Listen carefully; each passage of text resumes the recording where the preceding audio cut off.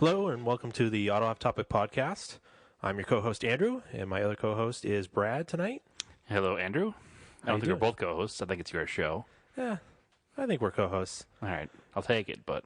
Yeah, so it's the day before Thanksgiving, so I wish everybody happy Thanksgiving. It's Thanksgiving Eve. It is. Yep, so it's pretty nice. And everything to So do this tomorrow. will be released on Thanksgiving. Yeah, we're going to release it on Thanksgiving. So you'll be listening to it maybe while you're eating turkey and ignoring your family. Probably not. I hope not. We're not that important. No, we're not. To start off tonight, I've got some corrections and omissions. So we appreciate it. If you want to email us at autoofftopic@gmail.com or message us to the Facebook page, which is Auto Off Topic. Keep us honest. Yep. Plus, we like to learn. Yep. That's the whole reason we're in We do like to learn. And, you can message me on the Instagram account for Auto Off Topic, too, or at Race and Anger, or you can message Brad at TSISS350. Shame us publicly anywhere you would like. Yes. So first omission is I forgot to thank Cam from the Camden Tub podcast for mentioning us after just our first or second episode. It was a few weeks ago. It was after episode 2, yeah. Was it? Yep. And that was really nice, and we appreciate it. Those guys were an inspiration to us, and they put on a really nice show. And if you don't listen to Camden Tub, you should. They're definitely on iTunes, and they're part of the Hooniverse podcast network, so you should definitely listen to them. Excellent show. Lots of poor stuff. Yep. Cam tries to sneak DSM stuff in. He's one of us secretly. Yeah. Also a Mazda guy. Big time Mazda guy. Definitely loves rotaries. Yeah. And so we've got, I guess I'm going to call this a correction. And the other host's name is Brad. Yes. So, they're automatically Bradley awesome. Brownell, so don't get that confused with our Brad here. Different Brads. He's way smarter than me. Yes. A lot about Porsches. If you want to know anything about Porsches, look up Bradley Brownell. So the next, I think I'm going to call this a correction and omission. So in episode 1, I talked about visiting the Pearson Auto Museum and taking the vault tour. They have several heads of state cars, and the limo belonging to Saddam Hussein in the vault is, we were corrected, is a Mercedes-Benz W100 600 long wheelbase Grossa. Maybe I'm saying that wrong. Grossa?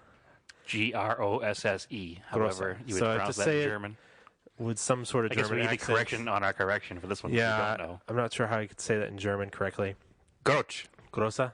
Grossa. I don't know. Whatever. That's what the car is. Those cars are kind of... it's funny because they're built from 63 to 81, and they look all the same. Yep. Like, they never changed them. And we were correct. They were all hydraulically operated. Yeah, windows and all. Yep. And also of note, Elvis owned one, and it is on public display at Graceland. And we just want to thank listener Jeremy Perrin for that fact check. Thank you, Jeremy. Thanks. He's a big German car fan. Yes, he is. Personal friend of the show. Yep. Local guy. So the beer we've got this week is Anderson Valley Blood Orange Goza. Not Grosse. Nope. Not gross. Not Goes. When I first saw these types of beers, I kept calling them Goes. Or Goose. Or Goose. But apparently the German pronunciation is Goza. Which is like some word for a sour? I looked it up, it's from the region that they originated in Germany.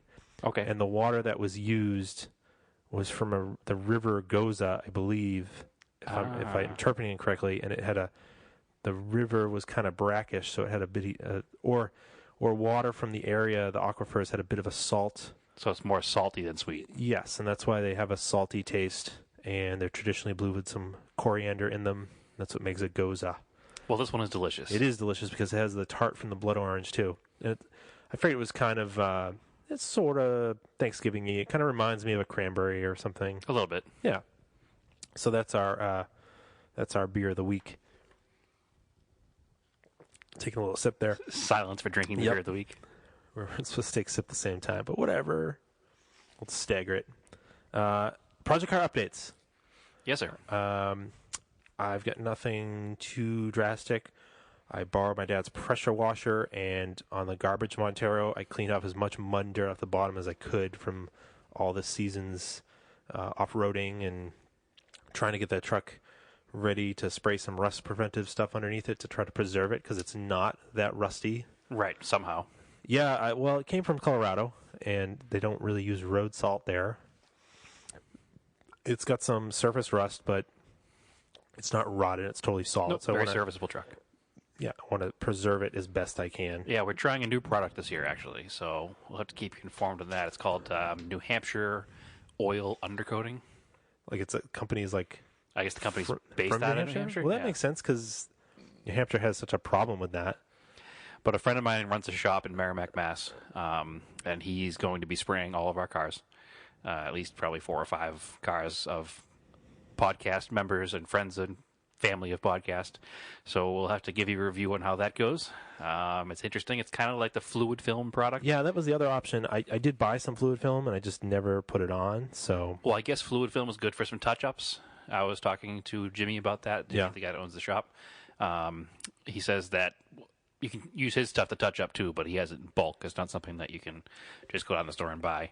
But like in the wheel wells where the dirt is constantly being flung up into the wheel well the whole time you're driving the car, and that's almost like a pressure washer every time you drive in the wet weather, that will eventually wear off, much like the fluid film was. Yep. And if you have an aerosol can of fluid film, you can touch it up there during the year. That's good to know. Yeah. Yeah, because really on that truck, the only rot is in the quarter panels. Yeah, which is common. In the rear rockers. Which, it's funny, as I was looking at that, and it's rotted, and I'll probably try to have it patched up. It's really not bad. It's small areas. It's small, but it's funny because when you look at a modern car, they've sort of eliminated that part of the body. Mostly, it's been replaced with plastic bumper cover, and the rest is inside, covered by that bumper cover and fender shields to try to. You can't see it when it starts getting that way. Oh yeah, I guess. Just hides it. Yeah, that's true. But did you? The rest of my car is put away for winter, other than the Subaru, which got snow tires. If you are interested in trying that out, I want to give my buddy's shop a little plug right here. Okay. It's called Auto Alliance. It's in Merrimack, Massachusetts. If you're local here, give him a call. He'll, tell him Brad sent you, and he'll help you out and put the application on your car as well. Yeah. 978-556-9770. Kind of a free plug for him there. He's a pretty good guy, and he likes old cars, so he's like us. All right, cool. Anything? You've done any project car stuff? I don't have a lot of project car stuff this week. I'm waiting on some parts. Still, that stupid fuel pressure regulator I think we talked about, or maybe we didn't. I don't think we did on the steering ends. You were trying to remove it, and a bolt just snapped. Correct. Yeah, it's old and it snapped. Yeah. And I tried to kind of Mickey Mouse it back together, but it's a fuel pressure regulator. So no matter what I did, it leaked. Yeah. So it is a Mitsubishi part. It's not like a common universal inline pressure regulator. And it's got a weird fitting to it. I'm sure that somebody probably makes some sort of an adapter plate to run an aftermarket one. Absolutely. It does exist, but I figured it was easier just to get the correct part. Somebody has to have the stock one that they don't want to use anymore because they put the aftermarket one on. They did, and I purchased one. Okay. And I paid for it. He forgot to ship it out, and I got a message from him finally the other day apologizing. Okay. So was it cheap though? He sold me 2 of them for $40. Oh, there you go. It's $175 for a new one. So yeah, it's perfect. It is what it is. And so there hasn't been many project car updates other than. But the plan is to put that car, the steering back together. Put the steering back together and use it for the winter and for some rallycross, maybe some autocross, definitely some TSDs. Just have fun with it. Okay. Nothing fancy. Not go through the full restoration. I started on it. Just fix the rust. Maybe plastic dip it, maybe just prime it and just leave it for the winter. Not make it super fancy, and just enjoy a rear-wheel drive car for the winter. So, okay. As far as project car updates goes, like I said, I haven't done much. A couple minor things. Put cars in storage, but that's about it. Did you get the blue 78 Colt running though, right? Blue Colt's up and running beautifully. Yep. It's not put away yet because they haven't salted the roads yet. You're still looking for a head for the Raider. Yes and no. No? Yes, I found one. I haven't pulled the trigger yet. Okay. I want to pull the head off and see how the bottom end of the motor looks, just in case.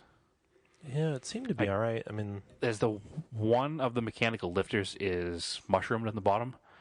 So if the mechanical lifter is mushroomed on the bottom, that means that maybe one of the maybe a piston was struck. And I don't want to spend the money on the cylinder head, get it shipped out here, take the car apart, and then have to realize I need a bottom end as well. If that's the case, I'm just going to go junkyard shopping this winter and find one. Yeah. All right. So, all right. But that's it. No real project car updates. But we're gonna talk about some other stuff. But then something came up a very cool thing came up. A very good friend of ours recently purchased what's probably one of the best bargain performance cars right now, a C5 Z06. Yes, 15,000 miles in this car. 15,000 miles. Crazy low. 2002. So it's basically like a time machine back to 2002. Like I remember, you're a tiny bit older than me, Brad, but I was graduating high school in 2002. I remember these cars were brand new, reading about them and being like, wow, that's an amazing car. Someday I'll drive one, and it took, 15 years, 14 years, but we both got the opportunity in the past 2 days. Yeah, so you drove it Tuesday night, and I just drove it about an hour before doing this podcast. And, sometimes you're like, maybe, is that car going to live up to my expectations? But the whole don't meet your heroes thing. Yeah, I mean, but you and I don't have a ton of experience with brand new cars. No, we drive old Mitsubishis. Yeah, and I'm sure that, a C6 Z06 is insane. It has to be. It has to be, because the C5 totally reset my, what is fast meter. That's coming from us as old Mitsubishi drivers. Yeah. We're a huge car enthusiast. So we've never spent a lot of money on cars, although you did own an STI and I did own an Evo. I owned an Evo, too. Oh, you also owned the Evo. Yeah. Yes, that's true. But those were the fastest cars we've ever really had a lot of experience with. They didn't have the torque. I've never owned a V8 car. So the torque from a V8 car is totally, the power band is totally different. Yeah, you don't have to wait for it. All of my cars have been they kind of lug down low because they're turbo. I mostly have turbo cars. They all come to life above 3,000 RPMs. But this car, from just 1,000 RPMs it just has torque. I do have a V8 car, and I've had it for a long time. But I have a carbureted V8 car from the 60s. Yeah. So I have a little experience with the torque, but I don't have any experience with, modern tires, a good clutch. Well, the tires aren't super modern. But they're more modern than the 175s on my 68 Camaro. He does have to replace the tires because they are original to the car. I was a little frightened when I hit the gas in third gear and it is. was pointing at the trees. Yeah, it's a little sketchy. And, people don't realize that. Even though they don't drive the cars very often, they do need to replace tires. Yeah. But he's going to get right on that. Well, he's probably going to put the car away because it's supposed to get really crummy tomorrow up here. So he's going to be crummy tomorrow? Yeah, he's going to put the car away basically with winter. And I'm sure in the spring he's going to get some nice sticky tires on there. He always does. He's a big handling person. Yeah. That was the other thing. So driving a car with this much power that can actually turn and brake. I mean, I didn't really go crazy with it, but just you could tell that this car is really good. Yeah. We probably sound ridiculous to experienced, auto journalists that get to drive new cars all the time. But, as an aside, I daily drive a 1980 Dodge Colt. And, Andrew, you daily drive a 1991 Mitsubishi Montero. Yeah. Or 2000 Subaru. Which is basically a 1991 Mitsubishi Montero. So we don't really have the experience that some others would have. My wife has a Miata, or had a Miata. We sold it 2 days ago. So I have some experience with, lightweight, tight handling cars. But a Miata is no Z06. No. And anybody that says that I don't care what you want to say about the interior. Yeah, it looks like late 90s, early 2000s GM interior kind of. If you change the radio and the HVAC, exactly, it wouldn't be bad. No. The steering wheel looks way bigger in pictures than it is when you're using it. And the seats are actually comfortable. I found them to be very comfortable. Yeah. I did notice certain things, you'd open the armrest, it creaked like a GM car would creak. Yeah, and the seats don't really fit the car, so they rub against the back panel and they squeak. Yeah, but it doesn't matter. It's not a car that you're going to drive every single day. Well, you could. You could. Yeah. You definitely could. I mean, that was the other thing. Just driving around at quarter throttle, it was like, man, this just drives like a normal car. Yep.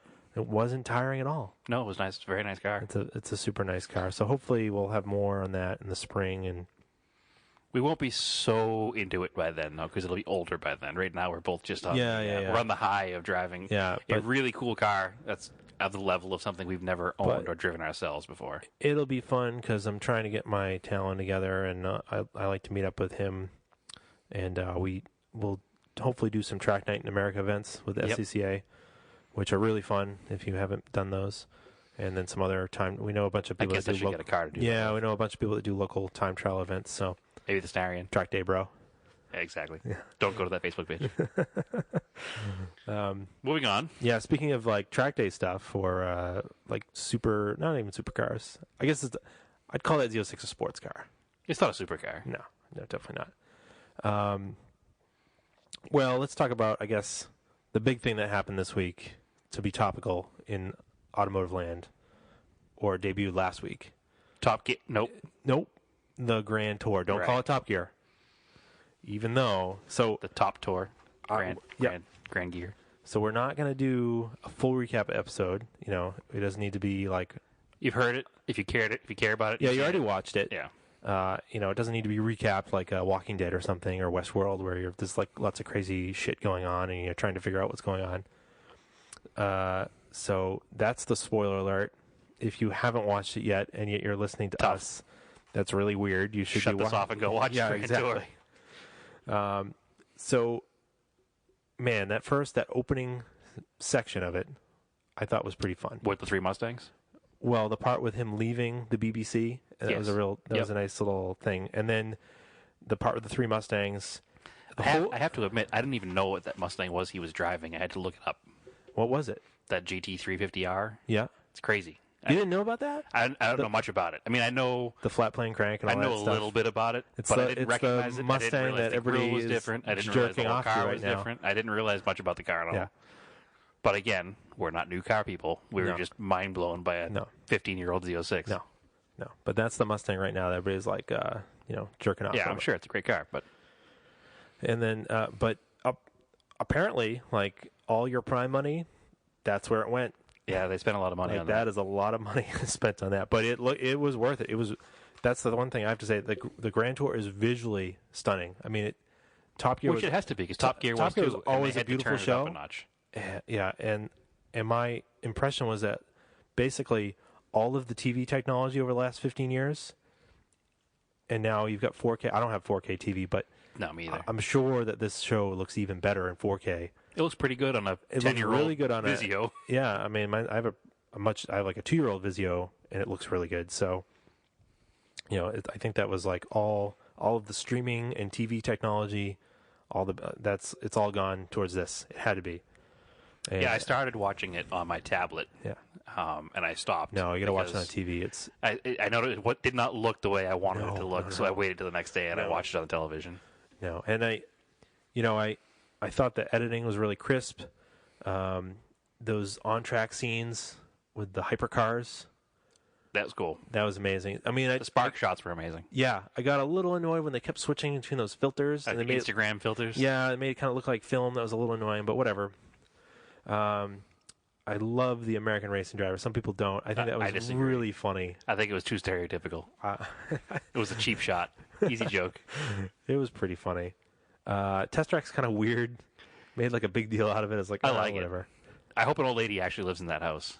Yeah, I hope so too. Because that makes the story even cooler. If she doesn't live in that house, then the whole story is suspect. Well, yeah, reality TV show. I'm sure there's no unexploded World War II bomb in the ground and all that stuff. But maybe. I really hope an old lady lives in the house. And I also want to find out how much it would cost to get on Your Name Here corner. Yeah. I'm sure it's out of the auto off-topic budget, but what a great idea. Corner. The Vine corner? Yeah. Yes, exactly. Maybe we'll get all the podcasts together and they just... all throw in $1, we'd still be a little short. So generally, British humor is really great, right? So I know you and I grew up watching Monty Python, Are You Being Served, Faulty Towers. Yep, Faulty Towers especially. But when it doesn't hit... it's awkward. It's so awkward, but not the funny awkward like Ricky Gervais type awkward. No, just the why did you say that I'm uncomfortable now awkward. Like the stuff that they were doing in the studio with the U.S. Air Force and their fake fighting with the audience. I was like, what is going on?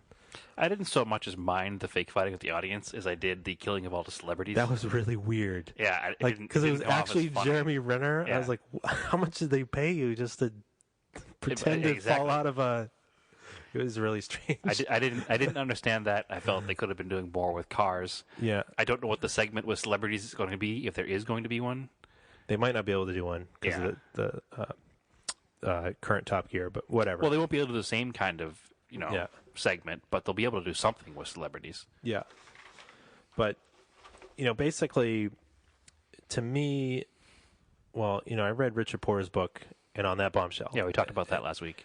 But he basically equates Clarkson, Ham, and May, and Top Gear to a band, and they have like the early years, where you've got like those really dedicated fans that knew about it, and they play like small clubs. And they also didn't experiment much because they were afraid to. Yep, and then they had those middle years where they blow up, and they're filling like stadiums. They could do no wrong. Yeah, and they do no wrong, and then you kind of end up with the waning years, which they get fired from the BBC. Yeah, the last season or so, Top Gear felt like they really kept recycling stuff, and it was like, well, there's only so much you can do for the car-to-car shots and the kind of shots you do, and there's only so many ways you can destroy a car. And they kept trying to push it and push it and push it, which, and I don't know, but the Grand Tour to me, as an overall impression, it was enjoyable. Yeah, it wasn't anything groundbreaking. Nope.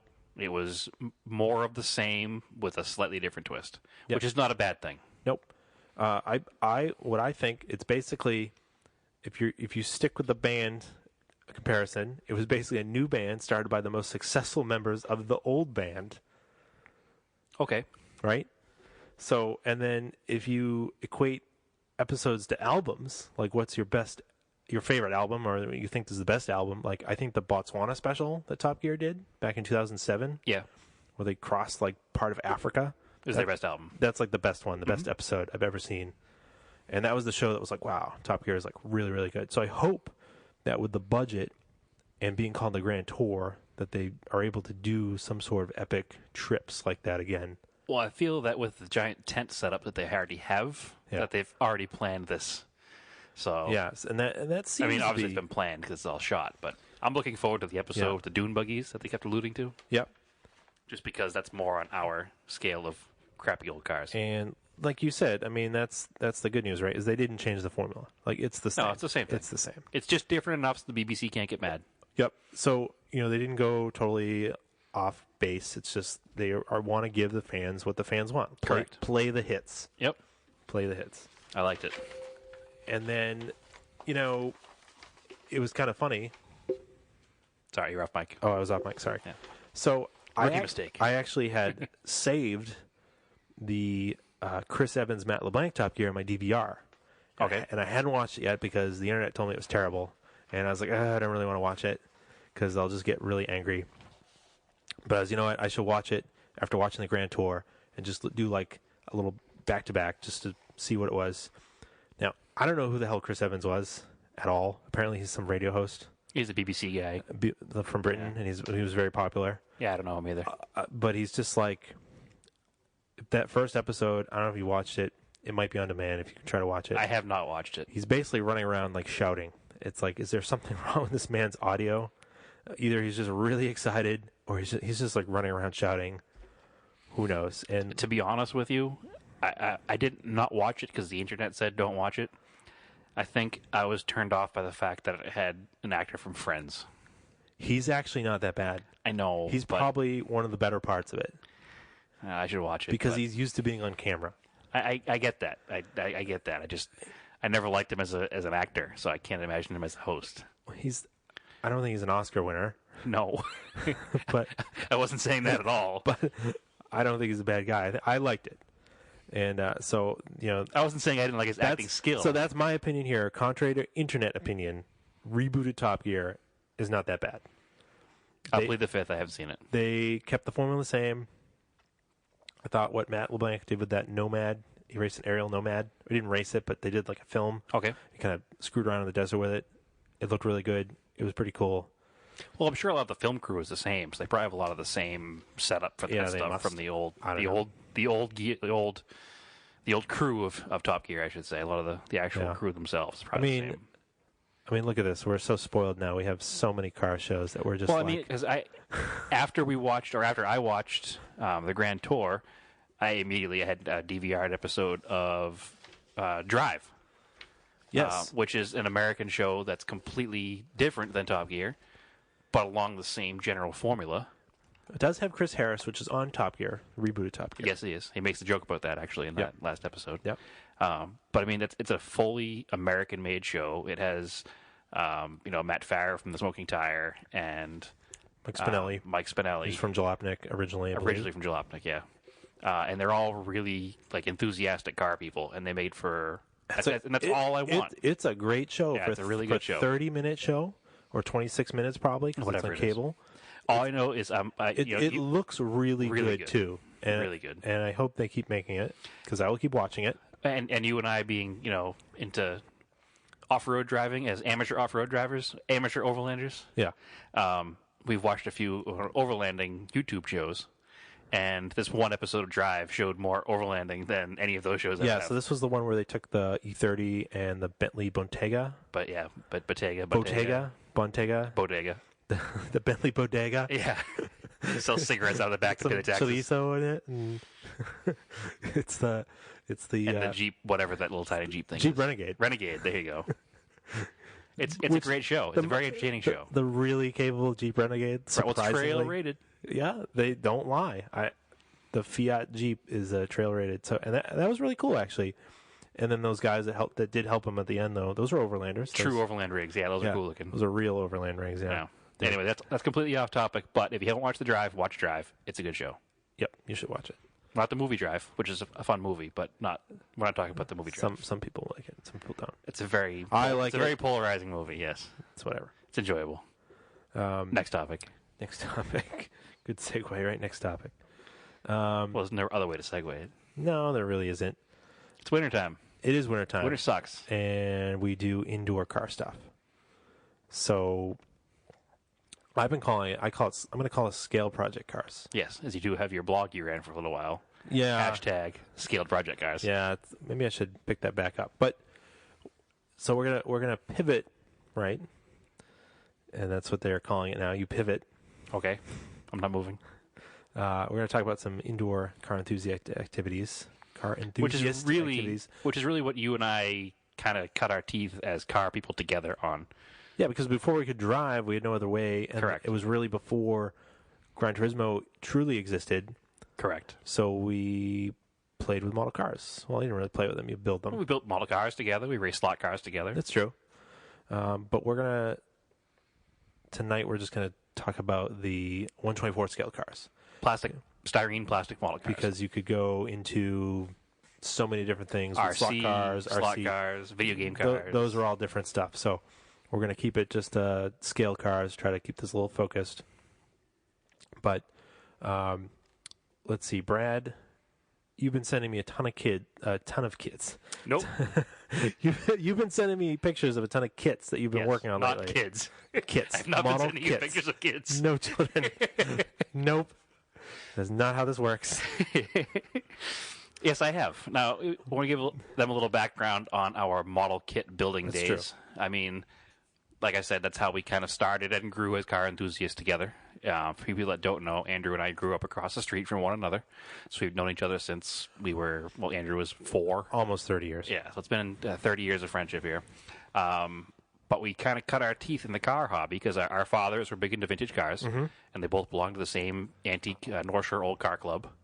So we were always together, and we were always in the garage. And then my father introduced me into model cars. I'm sure your father introduced you to model cars.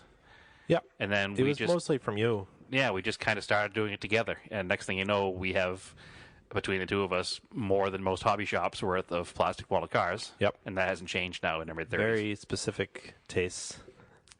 You have a more specific taste than I do. Yeah. I'll buy a bunch on like a theme sometimes. Well, again, sitting down here in the auto off-topic studio. Yeah, we'll take a picture of it when we're done. Yeah. There's a whole there's 2 of those metal racks that you buy at like Lowe's. They're kind of like those food storage metal racks that you know completely filled with flat box Japanese model filled cars. with all Tamiya kits. Yeah, Fujimis, Tamiya, Hasegawas. So we started building kits together. We kind of used that as how we learned about cars. I learned a lot about how the bottom of a car works by assembling them in plastic. Definitely do. I mean, if you have a kid who shows any passing interest in automobiles or mechanics or anything, buy them a plastic model kit. They have some fairly simple ones. Introduce them to the frustrations of building a plastic model kit. Well, they have some fairly simple ones, so you can start that way.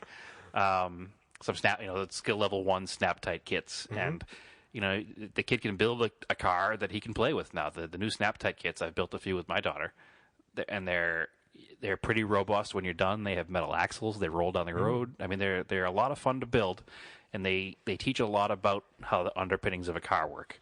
You know, I building them with my daughter, I can show her, hey, this is the axle, and this is the spring, and this is the engine block, and, you know, keep it fairly basic, but at the same time, you know, she knows a lot more now than she would have without that. Will it turn her into a car person forever? Maybe, maybe not. Who knows? But it's enjoyable, it's fun, and when you're done with it, you got something to look at. Mm-hmm. So that's how we got into it. Yeah, but we basically started with the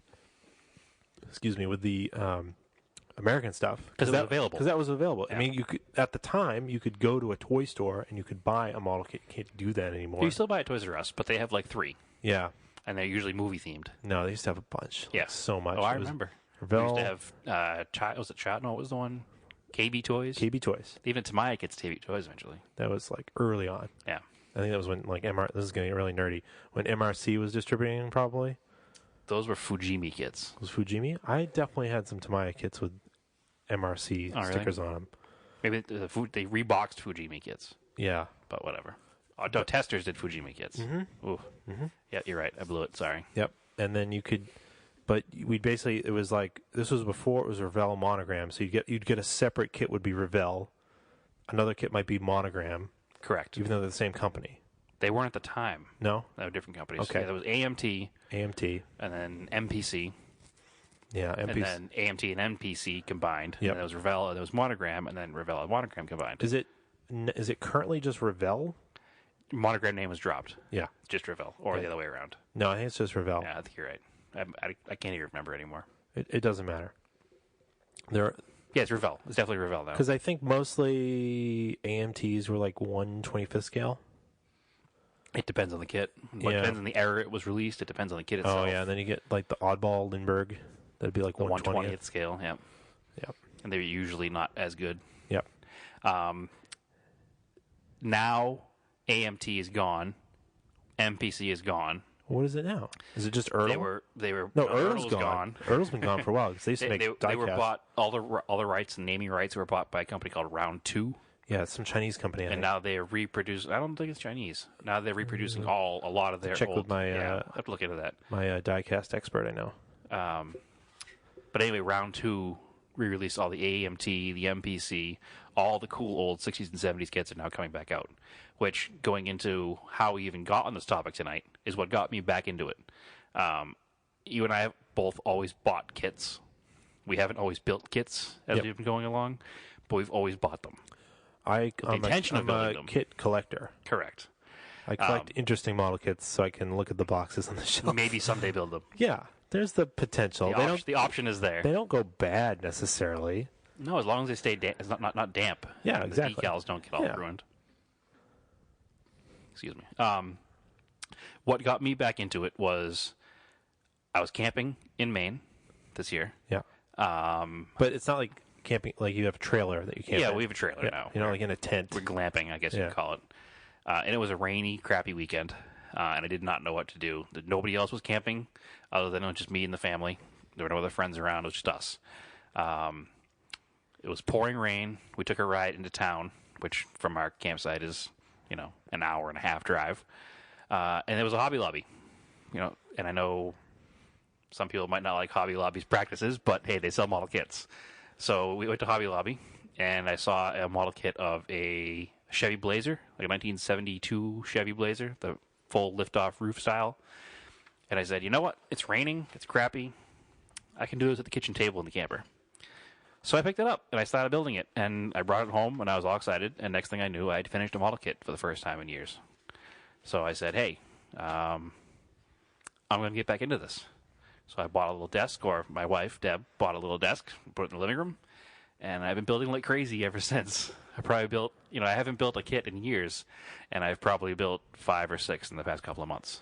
Yeah, the last one I finished was probably 2 years ago. I built it's Heller. It was a British company. It's Heller. Oh, yeah, the little 962. 1/43 scale 962 with the Kenwood livery. Right. It was real simple. So 1/43. I actually built it I started like the Friday after Thanksgiving because I had the day off and I had nothing to do. I was home alone with the dog. Yep. And it was kind of cold outside, so I built it I think, in the entire weekend. I was trying to build it in one day and see if I could do it. It was a simple enough kit, but it ended up taking me the whole weekend. Yeah, painting and stuff always ruins that. Yeah. So we started with the U.S. kits, which got me back into it again this time. So along the same cycle. And then as we got older and the internet became more of a force in everybody's life, we had access to all the cool Japanese stuff that we didn't know about. Well, it was more like in '98 when Gran Turismo, the first Gran Turismo opened our eyes to the stuff, and then we also realized that, hey, they make models of all this stuff. No, I think it was definitely, no, we were definitely into Tamiya stuff before because the local hobby shop started carrying it, Tamiya stuff. Oh, Your Last Chance Hobby Shop. Yeah, in Salem. Yep. And they would order Tamiya stuff for us too. And this was back when Tamiya models were only like $20. We thought that was a lot of money. It was a lot of money. Because the Revell kit was $9. Exactly, but when you built a Tamiya kit, see, we say Tamiya. Some people say Tamiya, but we say Tamiya. We say Tamiya. Doesn't matter. Potato. But when you picked up one of those kits, especially at the time, it was mind-blowing how nice it went together. The joke was you could pick up the box and shake it, and the model would get built inside the box. And I built a bunch of Tamiya kits early on, and it just hooked me on Japanese kits. I was like, these are the best kits in the world, like, no doubt. It really set our whole mind to Japanese cars. That and the Gran Turismo series are really what... That's a totally... We'll have to cover that in a different episode, the whole Gran Turismo video game topic. But Japanese model kits really pushed us towards the Japanese world of cars. Think about what I was driving, what you weren't driving yet because you're a couple years younger than I. Yeah. But I had a 1985 Oldsmobile Cutlass Supreme Coupe. Mm-hmm. It was cool. I loved it. It looked like a 60s muscle car, even though it was dog slow. And I had my 1968 Camaro at the time, and I had no interest in buying a Japanese car until we started playing those games and building these model cars. Yep. And next thing you know, I was buying an Eagle Talon. Yep. And that's the whole reason for it, which is obviously a Mitsubishi Eclipse. I wouldn't have known what they were. I wouldn't have known what an all-wheel drive turbo car was. I wouldn't have known anything about anything. I wouldn't have bought one if you didn't have one. People thought it was weird that you'd buy the same car as your friend. I was like, it's not weird. No, we learned how to work on them together. Yeah, you're not car people. You don't get it. Yeah, whatever. That's a whole other topic too. Mm-hmm. It's the model cars and putting the Japanese model cars together, where we kind of learned about Japanese cars and how they went together and how good they were and how much we were missing by driving nothing but mid-'80s American cars, which were pretty much mid-'60s American cars, just with a different body on them. Not much changed.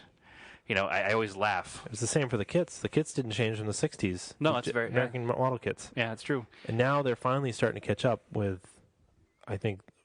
some of the new stuff coming out is really good. It kind of started in the early 2000s. Yeah. Going back, actually, I think one of the better kits that came out in the early 2000s was the C5 Corvette kit. Yeah, actually, the Z06. From Revell Monogram, which bringing it all back. Yeah, so I had that kit, and I think I messed up the body or something painting. That's what we did back then. We didn't really know what we were doing. Yeah. And so now I really want to go find that kit again. It's probably on eBay for like $10. More than likely. Yeah. And maybe I'll rebuild that. It's probably one in my basement. I definitely have a couple extra like Z06 kits, but I don't have a couple C5 extra kits. C5 Corvette kits. I just don't have the Z06 one. I know there's a C5 Corvette sitting over there. Or maybe I have at least 3 or 4 myself. I'm not even a Corvette person. No. That just kind of explains our model kit buying fetish. Yeah. It's stupid. Yeah, that's the thing. Then it became, you start just cruising eBay for weird Japanese kits. Obscure stuff. Kits. And it used to not be popular. Actually, you know what? Even before eBay, the best thing was when we went to car shows with our parents when they had flea markets, because you used to be able to buy model kits at car show flea markets. Yep. I hardly ever see them anymore. Yep. Well, we don't go to many flea markets anymore. No, but remember you used to be able to go buy Japanese kits for super cheap at those places because people didn't want them. Nobody wanted them. Yeah. There are a line of, we're going to get real nerdy with these, there are a line of Fujimi kits called the Inch Up series? No, the Enthusiast the Enthusiast kits series, yeah. that actually have pistons. Yep. And they have a whole line of Porsche 911s. Yes. And 356s. And 356s. And I remember buying, and I bought I bought a 70, I think it's a 72 Carrera RS kit. It's a 2.7 Carrera, I think. 2.7 Carrera? Yeah. It's 72? I don't know if you can see it from here. No, I can. Can you see it? Yeah, I don't want to turn around. 74 away from the mic. Carrera. Yeah, 74 Carrera. So it's green on the box. Yep. I think I paid $20 for that kit. Which was like a $75 kit. Yeah. And it's probably a $75 kit today. To put it into perspective, the average Revell AMT kit probably had 100 parts. Yeah. And this probably had 400 parts. These enthusiast kits are known to be ridiculously very complicated. fiddly. And very fiddly. And like I enjoy building like the hardest part is painting the damn body. Let's face it. Yep. The really enjoyable part is putting together the chassis, putting together the interior, but then you always fuck up the body. Right, which is why I've I've changed my ways of building over the years. I do the body first. Yep. So I don't spend all my time doing the underside of the car. Well, that was another step forward in tech, was when our local hobby shop started carrying the Tamiya synthetic lacquer paint in a spray can. Yes. That was like, holy shit. Tester's enamel spray paint It's garbage. sucks. Yeah, it's garbage. And yeah, suddenly it was this really thin, really nice paint that sprayed out beautifully. And suddenly that was when I started finishing a lot more kits. It was easier to paint them. It was easier to paint them. Yeah. And we've since moved on from that to airbrushes. Yeah, I just recently I got an airbrush. Yep. I've been stalled. Sorry, we're kind of jumping around on kits a bit. It's a hard topic to keep going on because each kit, I mean, you talk about cars, we can only own a few cars. Yeah. You talk about model kits, we have thousands of them because we're idiots. I have probably, like right now where we're sitting, there's probably 70 to 80 sitting behind me. There's more than 100. There's more than 100, you think? It's got to be. Yeah, and it's funny because a lot of them I bought way less than what they're worth. Yep. And it's one thing, I never really buy anything to speculate on that it's going to go up in value. But it's cool when something you like that you buy anyway does. Yeah, so a lot of these kits have actually gone up in value. I'm like, oh, that's awesome. Yeah, some of the early Tamiya stuff from the early 90s, especially the race cars, that maybe they lost a license on a livery or lost a license on a car and they can't make them anymore. You'll see them on eBay for 100, 200, sometimes even more. Yeah. For a kit that you paid $25 for or less 15 years ago that's just still sitting in your basement. Occasionally still you walk into there. We do have a really good local hobby shop in Peabody. Yes. Was it Northeast Trains? Yeah, Northeast Trains, yep. And Dave, that's another thing, that hobby shop guys are always named Dave for some reason. 3 of them around here were. Yeah. So that guy's still around. If you're anywhere in Massachusetts, the North Shore, you should definitely visit Northeast Trains and go see Dave. Because they have a rotating collection there too. Yeah. A lot of times they'll buy, an older person, will get sick or will pass away, and somebody will sell him a whole collection. Yep. And he doesn't mark them up to whatever eBay prices are. No. He sells them for $5-10 a pop to blow them out of there. I bought a couple of kits that were worth way more for cheaper. And again, he's not. I mean, he's in it to make money because it's business. Yeah. But he's in it to enjoy the hobby. Money on them. Yeah. Yeah. He's in it to enjoy the hobby. And, so I bought a Fujimi F40, which Fujimi is the 124 scale one. Yep. I was gonna say because the big one. Yeah, it's like a $500 kit now. Yeah. But I bought a 124 scale. It was the Monty Shell F40 Le Mans race car. Yeah.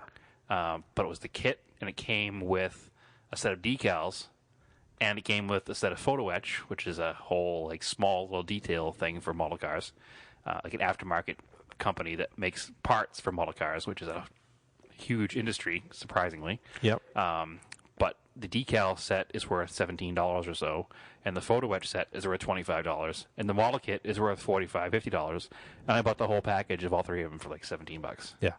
I actually bought, it's probably from the same collection, I bought a C5 Corvette race car kit. Came with the extra decals and the photo yellow etch. one. Yep, the yellow one. It's sitting down here on the shelf behind me. And it had, I believe it's got decals from a company called Scale Motorsport, which is local to us. Yes. Down in Connecticut. Yep. We met that owner, that guy. Yeah, Matt something? Something. My main takeaway is that he looks like Jamie from Mythbusters. Yes. He wears a beret. I mean, almost like he's cosplaying. Stunt double. Yeah. Yeah. Jamie. But yeah, so there is a whole, it's a whole topic too, the aftermarket parts industry for model cars. Yeah. I mean, you have your AMTs, your Revels, your monograms, your Tamiyas that make the model kits. So And then you have companies that make the photo etch details and the decal packages and custom wheels and custom tires. And I mean, you could literally remortgage your house with the amount of stuff you can buy for model cars. So we missed the local show that was in October, right? Again, we always forget about it. You gotta put it on a Google Calendar or something. And Now there's the one that was usually in the spring that for MASCAR is going to be different. MASCAR is the local model car club. Yep. There's two of them around here. There's MASCAR and Classic Plastic, Yep. and they both put on their own shows. As car enthusiasts, if you haven't been to a model car show, you probably should check it out. Yeah. It might not be your thing, but it's a cool aspect of car culture just to see it once. Yep. We're giant model car nerds. We enjoy going to them. We bring models to them. We compete in them. But that's just us. I got a bunch of trophies when I was a teenager. I was a pretty good builder. Yes. As a teen. Yeah, as adults, we're kind of average. We're middle of the road. But I've still taken home a couple of awards, not to pat myself on the back. Anyway, it's an interesting subculture of automotive enthusiasm. The people are completely different from the ones that you'll see at an actual car show. Maybe they're not. They're pretty close. They're just maybe because I've been to so many of them. A lot of them are into big scale cars. Well, there they are, and the shows that are during the good weather, they have a little car show in the parking lot usually. Mm-hmm. But it's a cool place to go, and all of them always have a flea market. Yep. So you can usually find some old kits there too, or old die casts if die cast is your thing, which we also collect because car nerds. Yeah, that's a whole other one too. We'll have to save that. Yeah. Let's see the kit. I was starting to talk about the kit that I was stalled on, or I'm still stalled on. I got to finish it. Maybe I'll put it away and try something else. Mustang. I've got a Mustang IMSA car from the 80s with the Motorcraft livery and everything. And three-tone blue. Three-tone blue. And the problem is, not only does it require three-tone painting, it required a lot of flash removal, which is when the plastic comes out of the molds. It's got those little ribs on the edges where the two molds meet. Extra plastic. Extra plastic. The molds have worn out a little bit. Yeah, and American kits are known to just have a lot of flash sometimes. They're less precise. Yes, exactly. So they're just require a lot of prep work, or else it doesn't look very good. Yeah, think about when you make a waffle. When you close the waffle iron, Yeah, that exactly. extra waffle batter that goes over the edge. And this kit, it's a race car, so it has a cage. And the way I like to do that is I'll actually clean up all the edges of the roll cage, and then I'll assemble it as just bare plastic and glue it together. And then I like to paint it all as one piece. So basically like a real car, the way you assemble a cage. But anyway, I'm trying to finish that. Maybe I'll take a break from it. You should, because you have plenty of other ones to try. I do have plenty of other kits. And that's something simple. That's what I was going to ask you. I was like, do you want to challenge me to finish a kit? Sure. What's something we both have? I can do that. I don't know. You tell me, because you're looking at my collection. I am. And I'm not looking at yours. I am. Well, I see you have the Tamiya Skyline GTR, the 1969. Or 1970, whatever year it is. I have that. We could build that. The Hakasuka GTR. Hakasuka GTR. Any Myriad of your Subaru and Impreza WRX kits. We'll have to talk about this off air. It does not make an interesting topic right now. No. But, yeah, we should do that. And we'll put it out there what kit we decide. And if anybody who listens has built kits and has built it, send us some pictures. Yep. We'd love to see it. You know what I do want to get back to is I've got a large-scale Lamborghini Countach. Yes. Fujimi. Remember. Yeah, Fujimi. 1/16 scale? 1/16 scale. Yeah, big car. Big scale car. Interesting kit. Because it was supposed to be motorized, and so I'm not motorizing, obviously, because it's not RC. It just has a motor. So you'd run it until it's smashed into a wall and broken into pieces. It's really weird. Yeah, I don't know, it was the 80s. Whatever. But, yeah, so I got to get back to finishing that car. I think I stalled on what color I wanted to paint it. Yeah, I think you should start with something small to get back into it. I should start with something small and simple, and that's not a race car. It doesn't require a huge amount of decaling. Correct. I can literally just paint it and put it together. Yeah, we'll talk about this off the air, but we'll do a building challenge, and we'll put it up there, and if anybody wants to build something, then... Yeah, if they have a similar kit, they can build along with us, and we'll post progress pics. That'd be kind of cool. That would be kind of fun. Anything else? I think I'm good today. Yeah, I think we're coming up on 50 minutes. That kind of feels like a good length for us. Hopefully next week I'll have some more project car updates. Mm-hmm. I should have some parts for the brown Colt. Mm-hmm. I should have that fuel pressure regulator for the white Starion, which is a big project. Yep. I still got to finish welding in floors and welding in rocker panels and welding in frame rails. It's a lot of welding. So it's a lot of welding. So there'll be a lot of updates, hopefully. It's going to take that welding class. It is a good thing I took a welding class, yes. Because you're going to get a lot of practice. Yeah, a lot of practice. Well, your father has a pair of welders, or one welder. so he sold to Joe. Okay. And since he unfortunately had his Yeah, he's got a pacemaker, so he can't weld. Yeah, he can't be around it. So he can be around it. He just can't touch it. He can be there when it's happening. Oh, he can watch it? He can watch it. He can stand there. He just can't risk having any shock go through his body. Yeah, because it probably sort of grounds through you somehow or something. Or it's not good for the pacemaker, and my 1984 Starion is not worth his life. So I think I will be doing the welding. But it'll be good because I took that welding course last winter, and your father has some experience welding. Mm-hmm. And I'm not going to sit here and say that I'm the world's best welder because I'm not. I'm still very amateur. But it'll be a great way to really get in there and learn better techniques and hopefully make the car whole again. Yeah, I got to practice with that welder a little bit. Learn how to do it. You're more than welcome to come over and help weld the Starion back together. Yep. Definitely got to learn how. It's a good skill to have with all these old rusty cars we've got. Yes. So as far as business goes, you've got Vintage Imports of New England, or Vine. We have 2 eBay sales ending tomorrow, or today when you're listening to this, if you're listening to it on Thanksgiving Day. Probably should not have scheduled them on eBay to end on Thanksgiving Day. Maybe I should have because people won't be working. I don't know. I regretted it afterwards. The original plan was to have it end while we recorded, but I blew it. So we could kind of live broadcast it as live as you can in the podcast. Yes. So my 1979 Honda Accord, one-owner car, and my 1979 Toyota Cressida, also a 75,000-mile car, very low mileage, are both ending today, later in the day. Today being Thursday, Thanksgiving Day. Don't know the date, whatever the date is. That's 24th. 24th. This year, 2016. Both those end tomorrow, so we just see where those go. Hopefully they both sell, because Bill's got to get paid. So you can check those. They're nice cars. They're very nice cars. They're very nice cars. And they're going to go to somebody will definitely appreciate it when they get the car. That Honda's really cool because it's got the super nice. The CVCC engine, cylinder head, and the weird two-speed semi-automatic. Yeah, it's like Honda's version of a Power Glide. Yeah, but it doesn't shift itself. There's no solenoids. Nope. So it's got a torque converter, and it's got a fully automated shifting mechanism, but you have to mechanically or manually move the lever from 1 to 2. Didn't Honda do an automatic motorcycle? In the early 80s they did, yeah. Oh, okay. I was wondering which came first. Maybe it was based on that. No, the car definitely came first. Huh. I wonder if they based that tech on that. I have no idea, because the motorcycle shifted itself, I think, didn't it? I don't know. I could be wrong. I've never owned an automatic Honda-matic 400 motorcycle. Yeah, it's very bizarre. Yeah.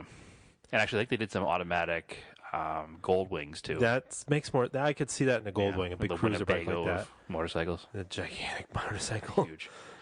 So anyway, you can check those cars out at vintageimportsne.com, or the Instagram page is the same, Vintage Imports NE, or on Facebook. Just on Facebook. Search it. Yep. My personal Instagram, again, is TSISS350, where all of my scale car project pictures get put up, and real car project pictures, and occasionally throw a bone to the family and put family pictures up. There is if you're interested, there's a Tumblr called Scale Project Cars that I did. I was taking pictures of the kits and just kind of posting what was inside some of the kits. Unbuilt kits, because people find that interesting. Actually, they want to see what's inside these kits and what the decals look like. Yep. I haven't updated it in a long time, but it does exist. You can follow Auto Off Topic on Instagram, on Facebook. Again, corrections, omissions, anything we got wrong. You just want to talk to us, you can email me at... General comments and concerns? Email me at autoofftopic@gmail.com. You can follow my Instagram page, which is at Raced in Anger. I don't really do anything with Twitter. No, me either. No. You should probably. Nah, it's like... I can't get into it. I need to do it for the business. Yeah. For the Vintage Imports, I probably should have one. Maybe I shouldn't. I don't know, but I will. Eventually. All right, then. Have a good Thanksgiving if you're listening to this. If you're listening to it after Thanksgiving, I hope you enjoyed your Thanksgiving. I hope you ate a lot of turkey. And have some leftover turkey. That's right.